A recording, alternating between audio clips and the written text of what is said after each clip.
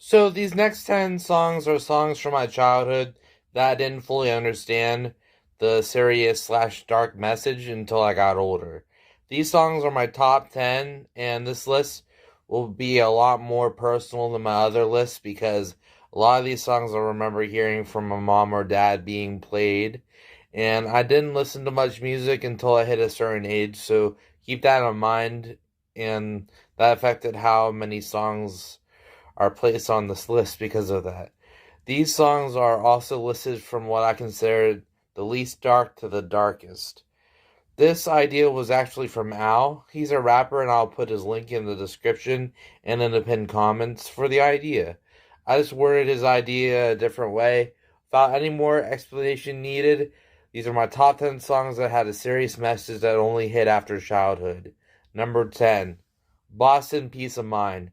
Well, this one's not as dark as the other ones. However, Boston's Peace of Mind brings up a dark reality that people are in such competition to make the most money or have the best top title, and in the perspective of someone that doesn't know what they're doing with their life, and that's okay. That's a positive message in the spin to it. So it is dark, but a very calming and moving song as well. This song mentions that one day we're all gonna die anyway, so why put all your efforts in the things that stress you out? Moderation is key and balance, as Mr. Miyagi says. And the song mentions that the people pointing fingers and judging people that don't know what to do with their lives or aren't working for mental health reasons are hypocrites because they don't know who they should be either. Either they want to change the scenery because they're miserable where they are, or they're just in the same situation.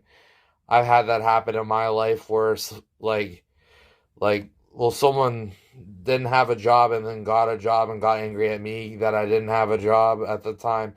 So he was just jealous. A lot of it, what I'm trying to say is a lot of it comes from jealousy. But anyway, my mom used to play the guitar with this song. I thought the lyrics were "Get Me High" instead of "Get Behind" in the hook. I still remember her annoyed face with me because the song meant a lot to her.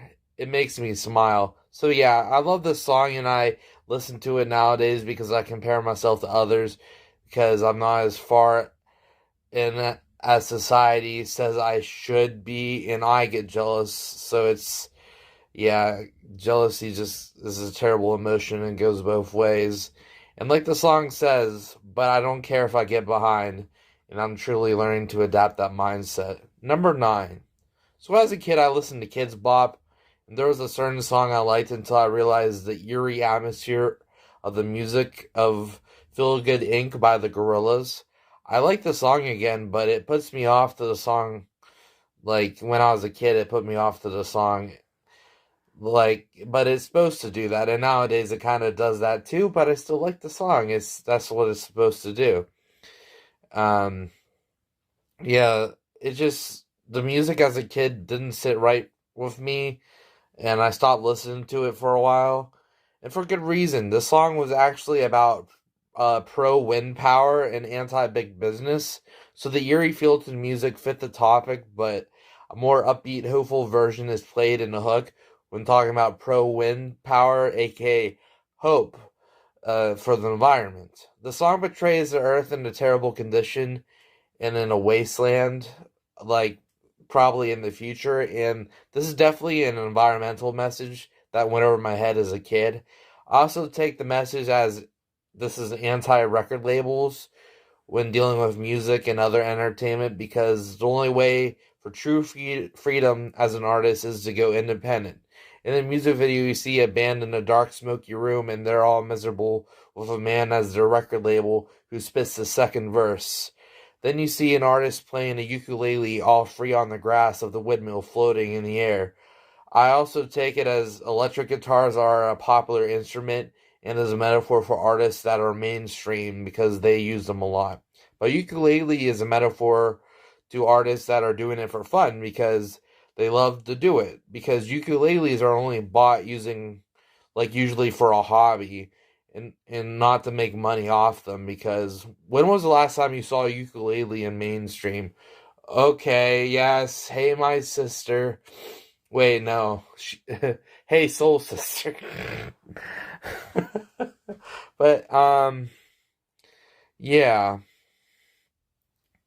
So, however, I realized the true meaning of this um, song as an adult, re-listening to the actual version of the song. So it's on this list. Pretty mature topics to be put in a kids bop CD, but trust me, this is still mild to what we're gonna go over moving forward. Number 8, Boston More Than a Feeling. The song is depressing. I didn't know, listening to my mom play this on guitar in the kitchen, about this message. This song's about remembering a girl who the singer misses, that walked out on him at a dance. The song also has a very nostalgic feel to it, almost as if he misses those times in the past that he was reminiscing on a song that they used to play in dances, and like it's pretty a pretty meta song. It's a song about remembering a song that remembers a dance. This song is about another song reminding him of the dance. But yeah, I think there's some things we miss that are now in the past. Nostalgia doesn't remember all the painful memories, and it doesn't tell you that you're in the right place in your life. It might be hard now, but it was hard back then too. You just gotta forget the bad times and focus on the good. Well, in this song's case, remember a girl he used to know was a bad memory, but I'm sure the lead singer of a famous rock band could find another girl. But then again, maybe it is hard for just people in the mainstream to find uh, you know, relationships, because all of them see them as rock stars instead of actual people. But that's a whole nother topic. But this is a song about missing a girl, and it isn't going to be on the top of the list because that's just pretty mild to get to the other stuff on this list. Number 7, Guns N' Roses Knocking on Heaven's Door is a tough one to talk about right now. I mean, I think this song is a pro-police song about a policeman feeling remorse for killing people in self-defense. But the song was actually a cover of Bob Dylan's song that was made for Pat Garrett and Billy the Kid movie. The song's about a dying police officer getting ready for death, aka knocking on heaven's door. I have it in the lower end because of it just being from a movie and not what I thought it was about until I looked it up. But man, I can take a lot more from the song than what it's intended to. My dad has a friend named Kevin, and I thought the song was knocking on Kevin's door for a long time. Like, straight up, that's what I thought it was. I don't know why I thought it was that, but looking back, no one thought I actually believed it either. They thought I was just kidding. This one would be higher if my interpretation was actually the message, but no, just a movie soundtrack. But definitely earned some dark points with me with what I feel it's about. Number 6. Now, I grew up listening to the Monkees and already did a list on the top, messages already in the Monkey songs and my top 10 darkest Monkey songs. But here's one I didn't talk about yet. D.W. Washburn by the Monkees has a playful, upbeat feel to it.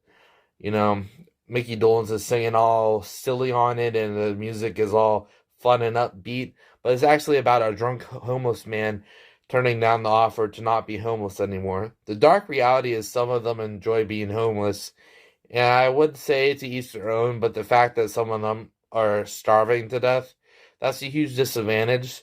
So besides the starving part or dying of thirst part, possibly, the song brings up the question of if um if we were in their shoes, would we be happy as this homeless man if we all went homeless? That would be terrible for our economy, but again, the starvation part makes this dark. Are we doing the right thing, rescuing these homeless men and women, if that means they won't be happy in civilization and have a less happy life, but be, fed and live longer? Or should we let them live the life they want? to with a happier life, but risk them passing away sooner in the process. Yes, we're getting some dark things now, y'all. Yeah. Number 5, Christine 16 by Kiss was played a lot with my dad, with with me when I was really little. And I'm just gonna come out and say it right now. Christine was the girl, and 16 was how old she was. It was about Gene Simmons lusting over a high schooler. One of the lyrics was spoken about watching her coming out of school one day and quote unquote, I gotta have you, or I gotta have her. It said that this song was an inside joke between Gene Simmons and Paul Stanley, when Stanley told Gene jokingly that all he does is write love songs about girls and makes a joke about a title of Christine 16. Gene Simmons actually rolled with the idea and made it happen. So maybe he was joking or maybe this actually happened, but either way, it's definitely a serious message, like a seriously questionable message with what is assumed to be an adult having a crush on a 16-year-old. Yeah, we definitely getting into the serious messages now. Number 4, Creed's One Last Breath guitar was played by my mom with the song blasting, and I had no idea how serious this message was. So the song's about suicide. One of the lines is, I'm 6 feet from the edge, and I'm thinking, maybe 6 feet ain't so far down. So the play on words is, 6 feet from the edge, like, like you're at your wit's end, but also 6 feet is how far a coffin is when it's buried in the ground. Now, this is one of the darkest song topics I can think of. However, this song has a motivational side to it later in the song about believing there's something to live for and to stay alive. So naturally, that bumped this song farther down on the list, but trust me, there's more dark songs ahead about worse subjects.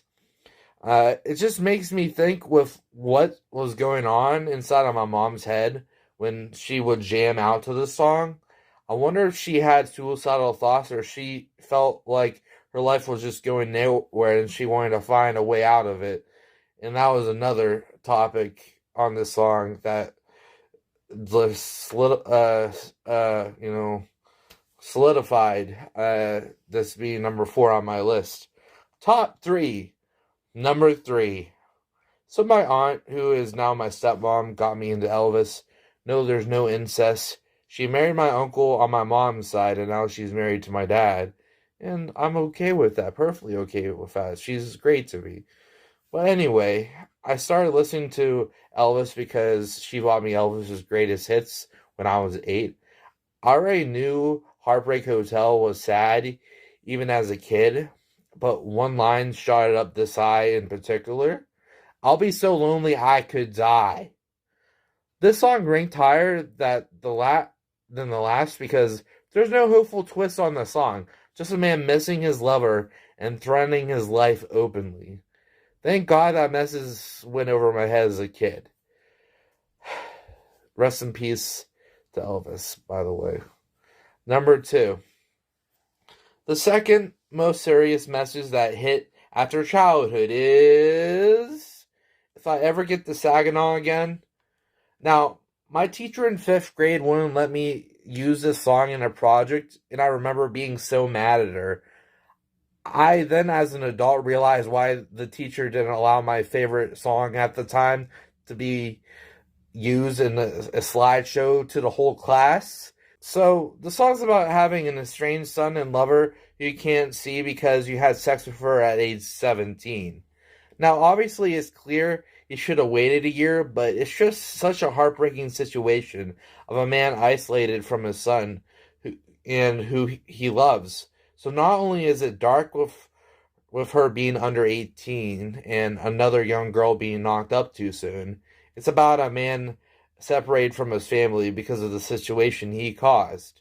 Now, I'm not defending Mike of his actions, but it's heartbreaking. It's a heartbreaking story that you can't help but feel sorry for him. Mike Nesmith recently passed away, and this situation happened so long ago, so I'm trying to show him some respect.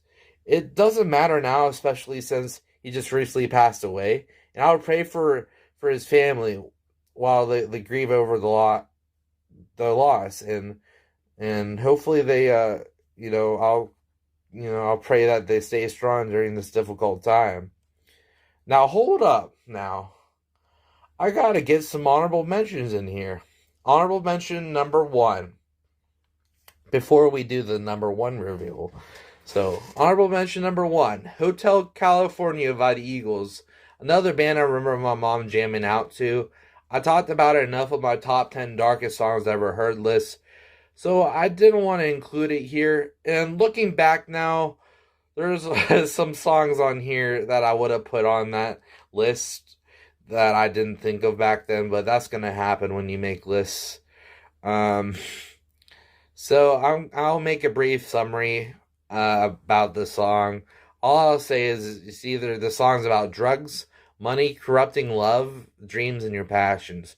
More specifically, with dreams, is this? I think the song is about the music industry back in the '70s, and that it still applies today. That the music industries can make your dreams a living nightmare. I also remember being thrown off by the eerie sounding music. So there's that too. Honorable mention number two, Sweet Young Thing by the Monkees. Look, Mike Nesmith just passed away, and we already talked about a similar situation earlier on this list. However, knowing the context of if I ever get to Saginaw again, I know Mike is singing about the same girl here. Rest in peace. You and the Monkees have inspired not only me musically, but you made my childhood a lot brighter with your music. Honorable mention number three, Shades of Grey by the Monkees. I want to do a separate video on this sometime, so I didn't want to go into great detail. Just know the song was a great, thoughtful song about the gray areas in life. And as we grow older, we don't see life in black and white scenarios, or in other words, we don't see as many things as, we don't see as many as many things as we used to, as just straight right or straight wrong, just right or wrong anymore. And we see a lot more gray areas, aka a neutral stance on these issues, because we learn both sides and why someone thinks or did the things they did, even if they're not 100% moral. Honorable mention number four, Can't Help Falling in Love by Elvis. I love this song, and it makes it a little weird to know that when Elvis was singing about jumping in too soon in a relationship, and if it would be a sin, was probably about Priscilla, who was 14 when she met Elvis at 24, and they dated out of the public eye. I still want to redo the cover on this song, so yeah, just don't want to make it more awkward. Uh, when I decide to do so. So I'm going to end it here. Plus, that was just an excuse. I don't want to make it any more awkward than it already is.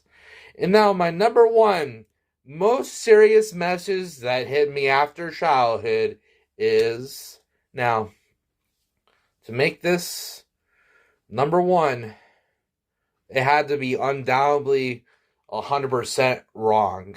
Like other situations, yeah, there's people in the wrong, but this, oh boy, this. Now you might be thinking to yourself, what could be darker than a song about man sleeping with an underage girl? Oh, let's just take that up a notch and make this song about child abduction. Yeah. Kelly Clarkson's Because of You was played by my mom jamming out. Worst of all, that's not even the most serious part of the song. The song seems like it's taking you into perspective of someone who was abused growing up. Someone who now has trust issues and the circle of abuse that happens all the time. Also being afraid of dating again and being empty inside because you're afraid to date. I thankfully was never abused growing up, so that's just my interpretation of the song. So excuse me if I have a bias on that, because I didn't go through it personally, and forgive me if it's not 100% correct on what happens during those situations. But without a question, I had no idea the serious message in the song was this deep, and it is light years more serious than anything on this list, hands down. And that's why I consider this song to be the most serious message that didn't hit me until after my childhood. Another shout out to Al. His link will be in the description and in the pinned comment for this idea. Appreciate that, bro. Check out his raps. Leave a like if you enjoyed and subscribe if you're new. I appreciate you guys, and I really hope you enjoyed. And I'll see you when you watch me again, metaphorically.